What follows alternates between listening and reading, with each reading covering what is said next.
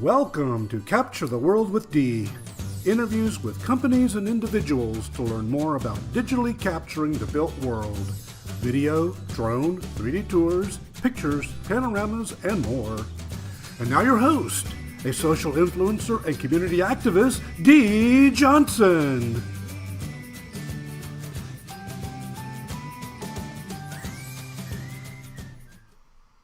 Good morning, everyone, and welcome to Capture the World with Dee. I'm your host, Dee Johnson.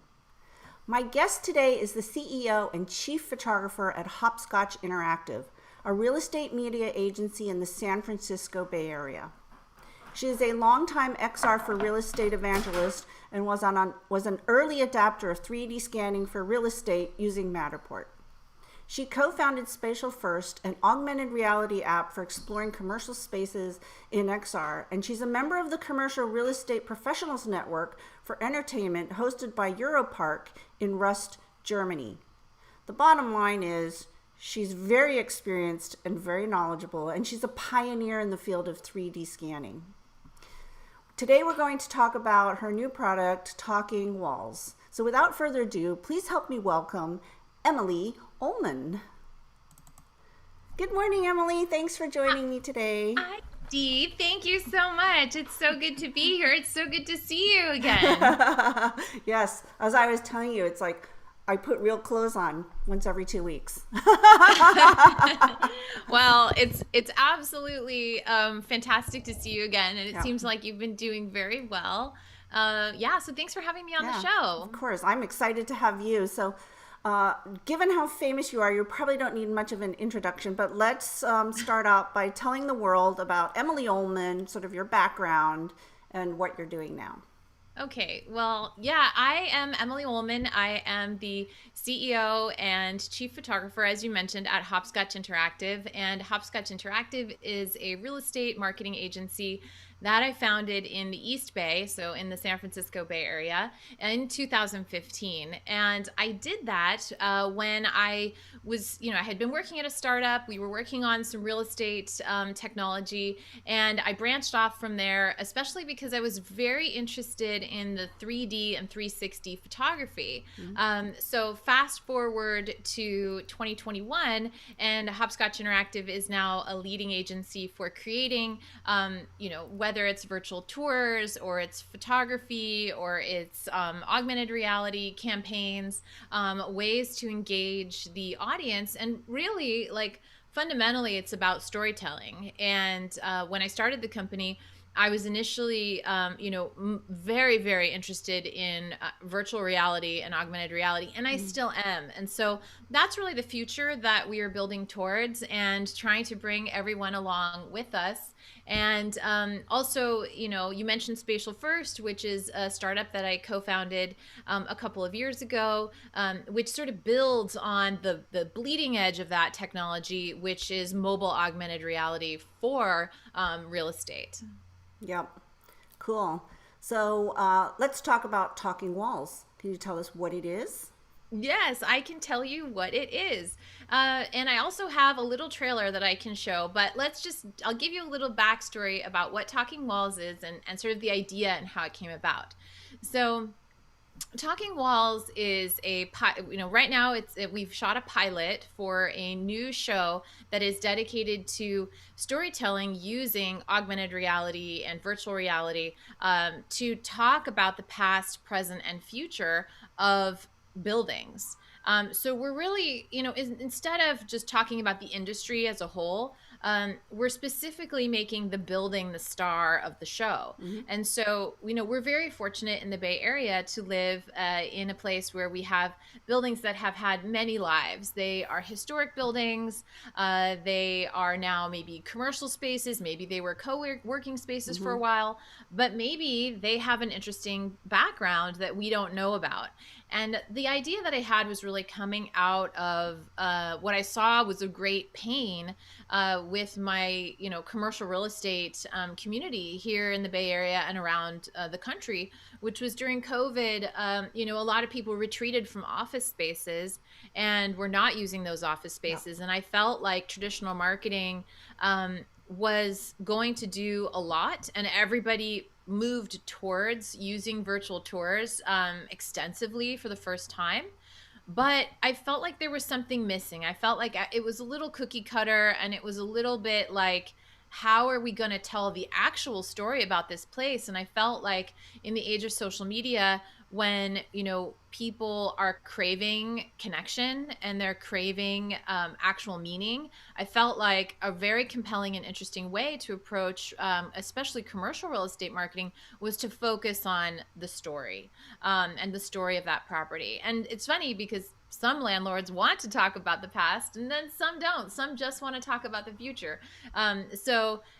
What's been great though is that I've had some luck with some local building owners and operators who are very much embracing this type of storytelling. And so I launched Talking Walls in April this year, and that's what we're doing. So let me get a trailer playing here in a second, and let's see, and I can play that for you.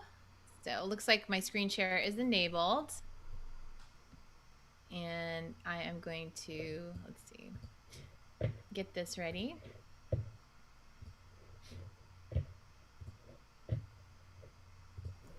Okay, here we go. Let's see if this works.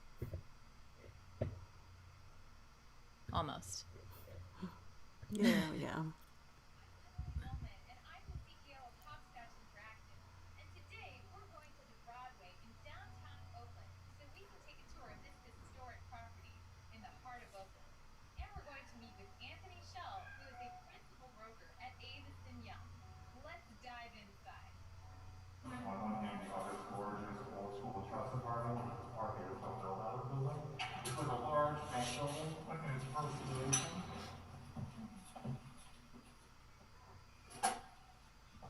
Ownership has plans to do a speakeasy, as you were aware of back here at some point. Yeah. And retail reopens and whatnot. So this will be a speakeasy at some point. Once again, combining past meets present, old meets new. We were in the process of looking for a speakeasy operator. Do you think that there was a speakeasy here? There may have been a speakeasy. Back in the day? I know that there were dance parties running a long time ago for sure. So yeah, we'll see what new form this takes. Look at this, like you're walking through the walls. I love that. So this is the trailer to the pilot episode of Talking Walls.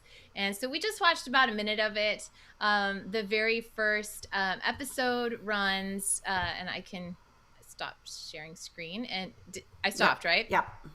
And so, so this is the first episode. It runs under 10 minutes. And the idea is to, as you saw in the visuals, is to use augmented reality in a way where you're not necessarily feeling that you have to load an app or have some sort of friction in order to enjoy the storytelling capabilities of augmented reality. And so what you were seeing was a combination of a few different technologies, and one of those is the Placetime app that we built at SpatialFirst. SpatialFirst's Placetime app was created to make a mobile, basically a interactive mobile application for buildings that you could, go to and then go into and drop into different levels.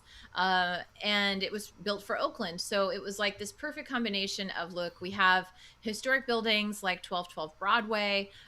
We have a mobile augmented reality app. There's incredible stories to tell. And so let's bring that all together into something that's easily consumable. And that right now is video, right? So it's interesting because it utilizes all these technologies, but does so in a way that is actually kind of passive, but I think that's okay.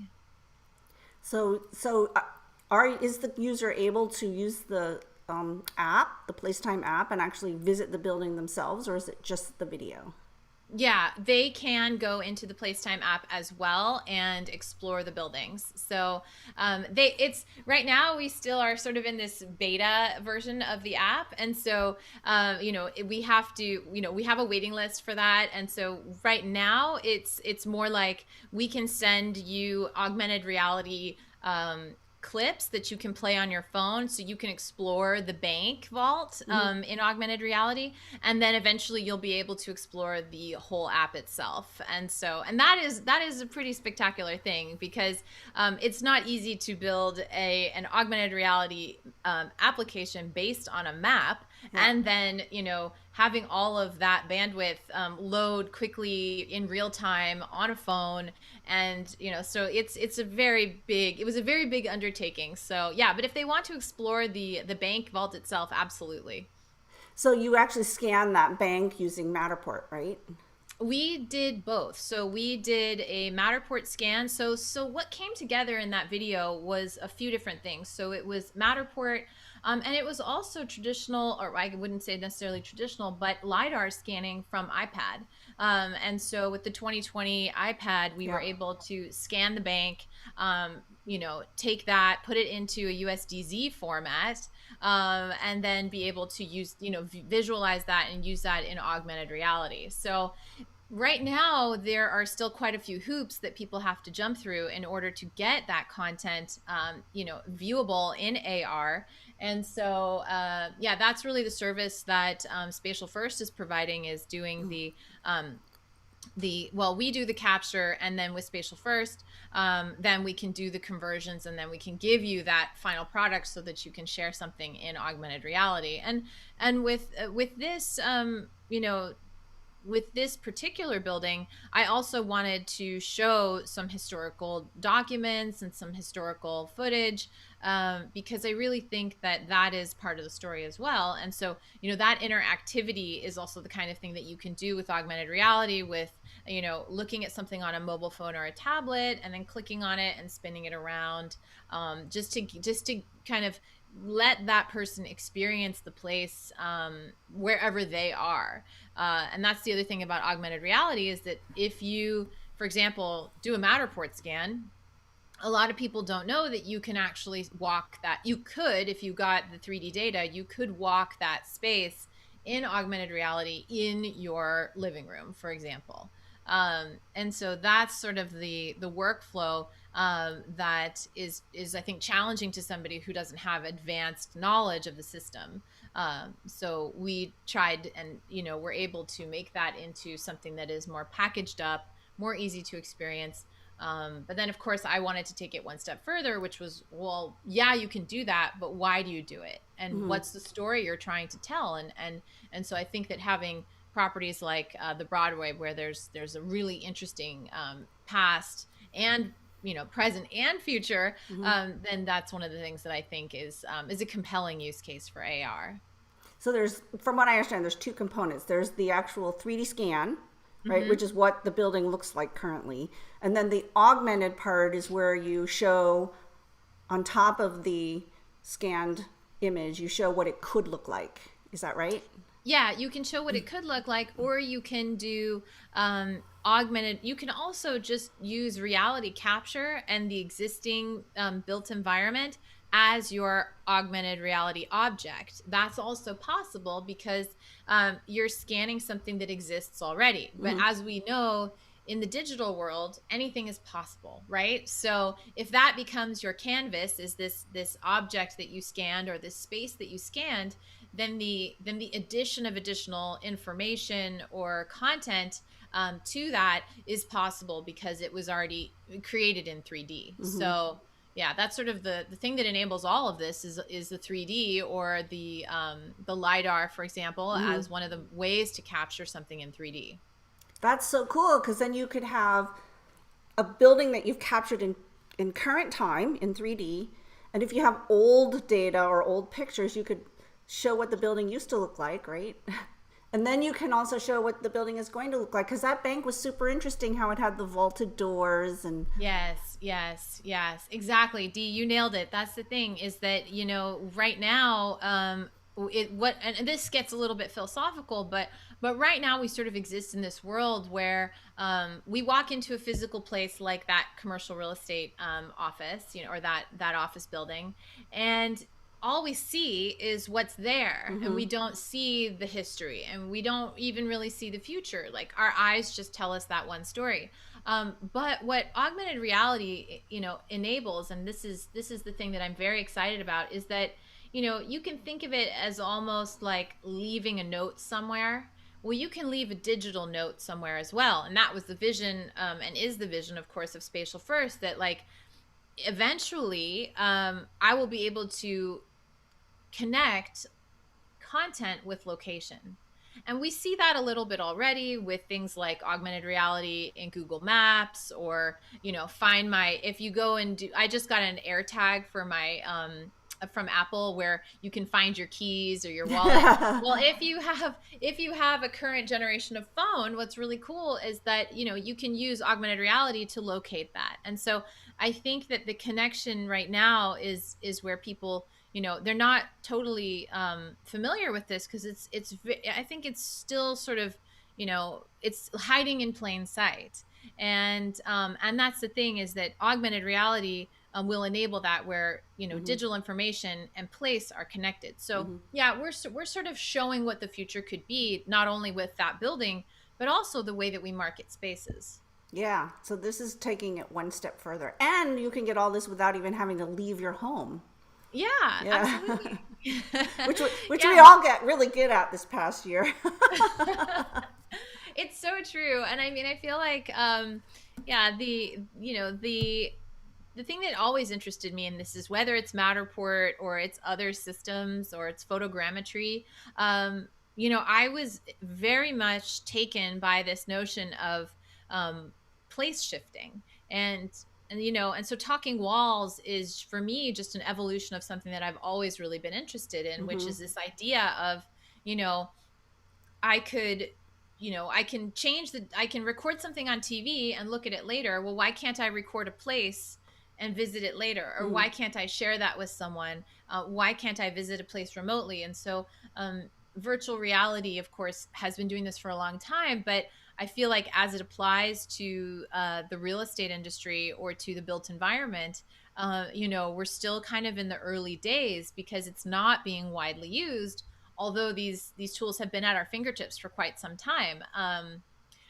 When I first started Hopscotch Interactive in the fall of 2015, just about a month after that, they announced that, for example, Matterport spaces could be viewed on a Gear VR. I mean, that's a long time ago in VR hardware, but by combining a phone and a next generation device, a standalone device, you could be immersed into a space. And that was so compelling for me on so many levels. As a person who loves to travel, or loves to see the world, or loves to just,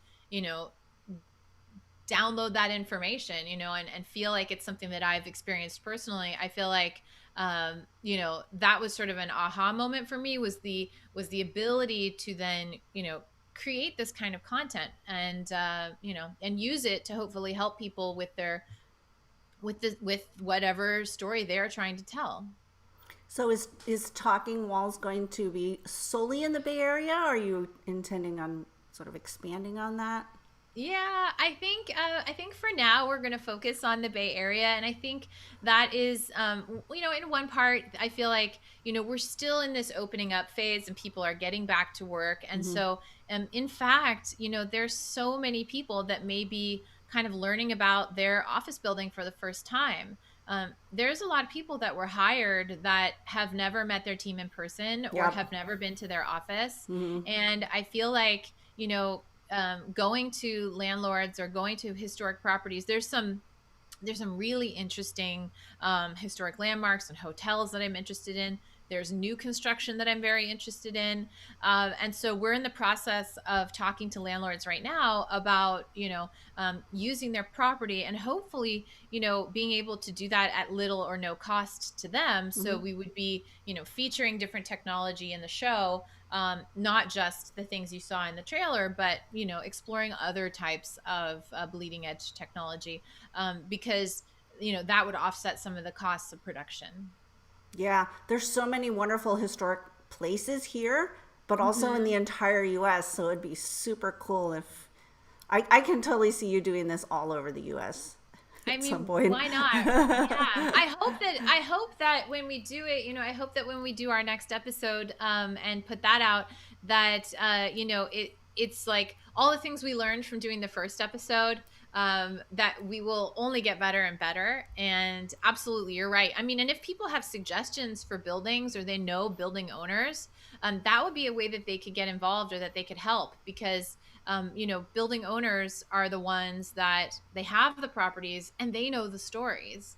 And so, of course they could book a marketing video, but I promise you that like that video is going to be something that is probably, super slick, and it's going to look like everybody else's video. And so this is something really unique. And I think also having a host, whether it's me or whether it's somebody else who's really knowledgeable about the space, I think that is going to give it's going to give them something really special, that will hopefully attract more people to that building. Because I mean, where would you want to work? Would you want to work in the building that's going to have, or that had the speakeasy, or like in the one that doesn't? It's like there's this thing called an amenities arms race in commercial real estate, where people are like, we have to have a bigger gym, and we have to have a better roof deck, and we have to have a cooler cafe. And I would argue that while all of that is true, I think a lot of times people are just looking to have like something special and unique, because at the end of the day, how do you differentiate those really high end spaces? Like, what differentiates it? And I think story.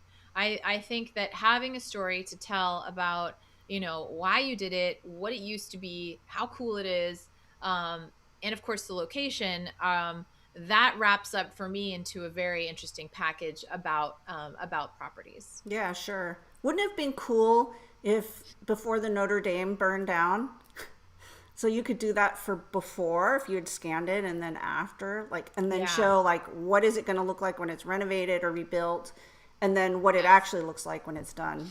That would be so amazing. So amazing. And I hope that, if you look at it that way, I mean, it's like, there's this like time lapse metaphor, right?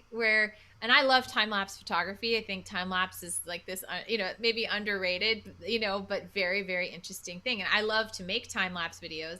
But one of the things that's cool about time lapse is watching things forward and then watching them backwards. It's like, it's very cool to do both. And I think that, that's this sort of continuum that I'm interested in about the property. And Notre Dame, I mean, think about how many places, and think about even residential, I think residential suffers as well from sort of being hard to differentiate, and, being able to talk about, the different like where's the timber from, or specific concepts that the architect used. And I think that diving deeper into that, it is ultimately what creates connection, because you're getting something that you otherwise would have overlooked, and you just wouldn't have even known about it. So it's like there's a lot of parallels between this and, I guess, being a historian or a docent.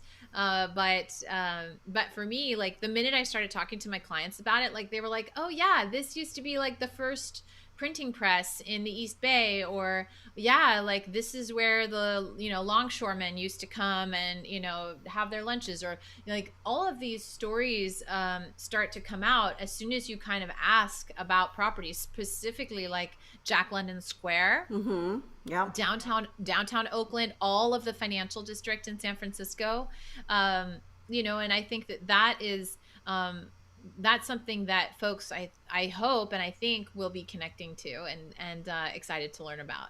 Yeah, so there's a lot of buildings in this Bay Area. Yeah, right. So like the local. I mean, then think about New York. Think about Boston, New Orleans. Yeah, and they have a lot of shows that are longer format and that are really dedicated to residential real estate like this. But not really so much for commercial real estate. And again, like I love the industry. I think the industry is amazing. But for me, I think the buildings themselves are that sort of key element. That is the focal point for me. And again, we can tell the story about, who the owners are. For example, like in this example, so we partnered with Placetime, we partnered with Avis and Young, Anthony Schell, who's a principal broker there. We partnered with the ownership of the building, the Husseini family. So that was absolutely the thing, is like all of the stakeholders were excited about it and invested in seeing in sort of like saying, yeah, like let's see what happens when we do this. And so yeah, I'm optimistic that there will be more shows, and that there will be many stories to tell. Yeah, that one place that we looked at, the heavy pocket door to enter into the room was. Oh my gosh! Watching you push that door open. Yeah, like Anthony's like, ah. Yeah, no, it's true.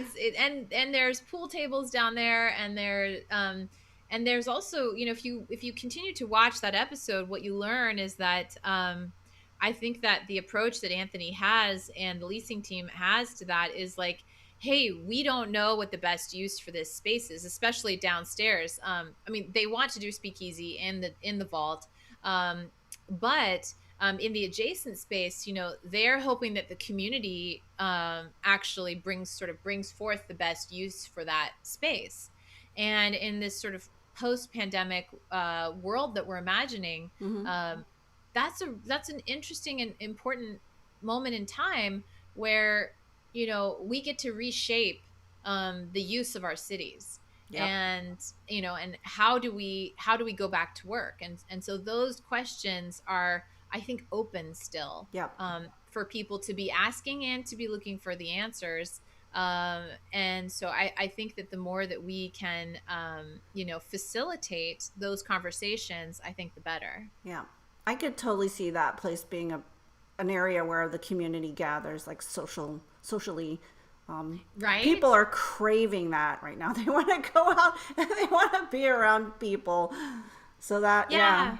We've had an incredible year, and because it's really sort of tested us in so many ways. Yep. And then people are really wanting to get back to socializing and to connecting. And so, any experience, even if it's an augmented experience, is going to be something new and interesting.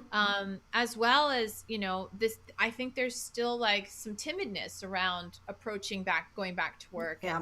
And people are still maybe like, oh, like remind me again, like why I need to, what is there for me to do there that I can't do in my pajamas? And so, having a chance to kind of shine a light on those things, I think is a unique moment in time right now. But as Talking Walls progresses, and as Talking Walls evolves and more people get involved, I think that it's going to be offering that conversation. And I also wanted to mention the director, Kevin Coons, who's a media producer at Hopscotch Interactive, is an award-winning 360 filmmaker. So we've just scratched the surface on the ways that we can tell these stories, and the ways that we can combine the technology like augmented reality and virtual reality to begin to tell the stories. So, I wanted to start with something that was pretty easy to digest, was pretty like you might not have even realized that you were looking at augmented reality, because some of it has like a green screen effect. For example, in the very first scene, I'm standing in an augmented reality 3D map of downtown Oakland. Now that was basically done on an iPad and screen recorded while I was standing in the building with nothing behind me. So we used augmented reality as a green screen, just with a tablet. And so those are the things that it's like, did that, was that free to use software, or was that, and it's like, well, I mean, we built the app so that, SpatialFirst built the app so that was possible. But I think that content like this you will start to see more people hopefully utilizing it, because once they learn and kind of get the hang of it, I think they'll realize, wow, like it's in some ways it's like just like putting a background on Zoom, Mm-hmm. you know, Mm-hmm. and people get that now, but they're not using it in video, and people aren't using it in commercial real estate, or they think that it has to be like you know, $1 million production to do that, to do The Mandalorian, and that's just not the case. Mm-hmm. So you know, I would also say making impact at an efficient price point, Yep. so that it is something that can truly be community driven, is what really interests me. Yeah, that's very cool. So we will include the links to both that trailer and so when is the next episode coming up? So the next episode should be coming out late summer, so probably July, August, and then we'll hopefully be hitting a better cadence in the fall, as we move in. I already know which building we'll be doing next, so we have it on our radar. But we're working on a bunch of other media production at the moment. But as soon as we are, you know, going to have that trailer ready, I will share it with you, Dee, Okay. and make sure Yep. that it's that it comes straight to you. Yeah, cool. So we'll add those links in the comments section. Yeah. So cool. So check out the trailer. It's very cool. This whole project that you're working on is very cutting edge. As always, you're the pioneer in all of this stuff. So Thanks, Dee. and a great storyteller. Anyway, thank you so much for joining me today. I've learned a lot. I hope everyone watching has too. I hope you guys all have a wonderful 4th of July, and I will see you in 2 weeks from now. Thank you, And Emily. 2 weeks, we'll be Oh, chatting yes. again. Yes, so Yes. Emily will be back in 2 weeks. You should watch that because she'll be talking about how to grow a real estate photography business. Right? That's right. She's super knowledgeable, super experienced, and she's got lots of tips and tricks and a lot of knowledge to give you. She'll be amazing, right? I know you will. I'm just looking forward to sharing with other people who are interested in starting a real estate photography business or real estate marketing business, some of the things that can help make them more successful, Yeah. and talk to them about some of the areas of research that they should be getting into, because, you know, I've spent more than 5 years building Hopscotch Interactive, getting to meet amazing superstars like you, Dee, and you know, and so I'm thrilled to be able to come back and to share some of that knowledge that I gained, and hopefully it can help some people out. Oh yeah, you're like a walking encyclopedia. She's amazing. Anyway, so tune in, same time 2 weeks from now. I'll see you then. Everybody take care, and thanks for joining us today on Capture the World with Dee. You. Bye-bye. Bye.